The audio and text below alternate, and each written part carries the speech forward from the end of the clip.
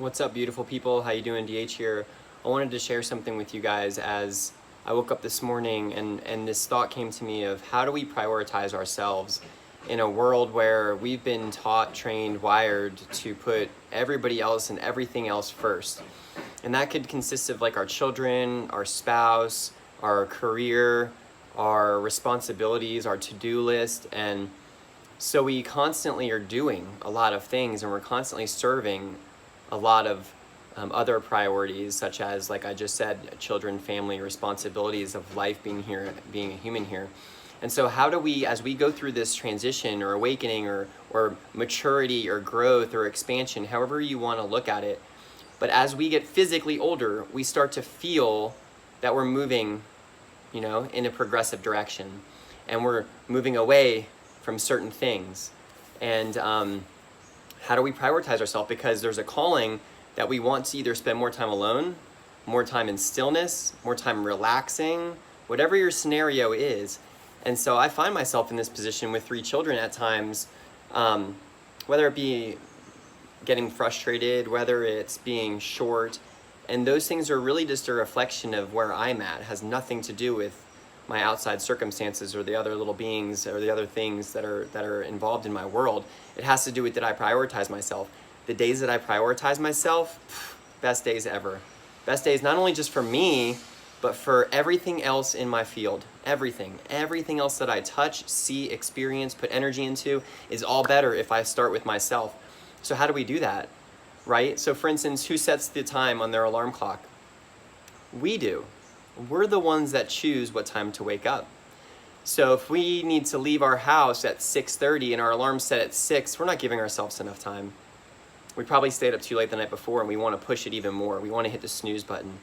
So if you're not prioritizing yourself in the easiest and simplest of ways, like waking up, then your day gets taken over.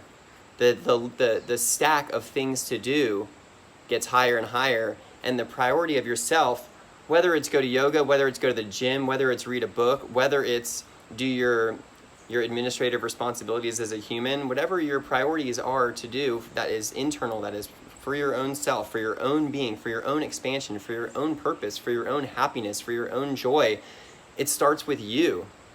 Right? So if we need to wake up an hour earlier, not telling ourselves, man, if I wake up an hour earlier, I'm only going to get 6 hours of sleep. And then you're already building yourself a case against why it's not a good thing. But you're building yourself a case against the story of I need 8 hours of sleep. And if I don't get 8 hours of sleep, man, my day is going to suck. No, that's just mind games that we're playing with ourselves. So how do we set a priority for ourselves is understanding that when we do set a priority for ourselves, how effective and how amazing that day is, that time is. So for instance, today, I woke up a little bit earlier. I got a little bit of like my meditation, my silence in, and then I had 2 children wake up while I was doing my meditation. One climbs on my lap and the other one's tapping me going, dad, dad, dad, dad, dad, dad. The beauty is that I had at least probably 7 minutes of the meditation where I was at least able to get centered. I was at least able to connect calmly. I was at least able to start my day with breathing and calmness. So then I could deal with when my kids woke up and they wanted to I would say interrupt my flow, but it was beautiful. So I would say, how do we start our day, or how do we choose ourselves? It's intention. I invite anybody to join me in reading The Power of Intention by Wayne Dyer. I just started it a few weeks ago, and we have to set an intention for our own self. We have to set an intention for our own happiness, our own joy, and not lean and need anybody else to provide that for us. I'm learning that in this book, on the steps of the intention and joy, and it's just the intention of reading. The beauty in reading versus audiobooks, and I love audiobooks too, and if you need to do audio, you do audio, but the reason why I like reading is because I force myself to remain in stillness and silence, and when I'm actually reading the book, I'm the one writing the book because it's just me. No one's speaking it to me. I'm reading that story and I'm interpreting it the way that I interpret. And so, I say the message of this book is, or the message of this video is to prioritize yourself.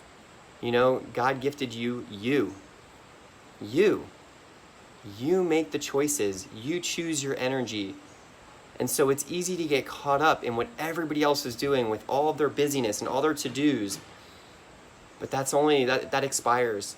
And that doesn't bring us joy all the time. So how can we prioritize ourselves first in a world that's always telling us, serve others first, put your kids first, family first, everything else first. But what I'm noticing in my experience is that the more you put others first, the last you put yourself. And when you put yourself last, you burn out. You become exhausted.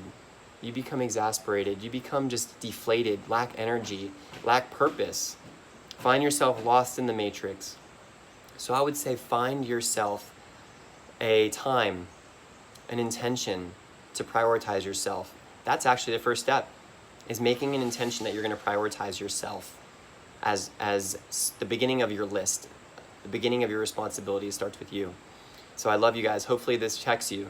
Hopefully this puts a reminder in front of you that you are responsible for you.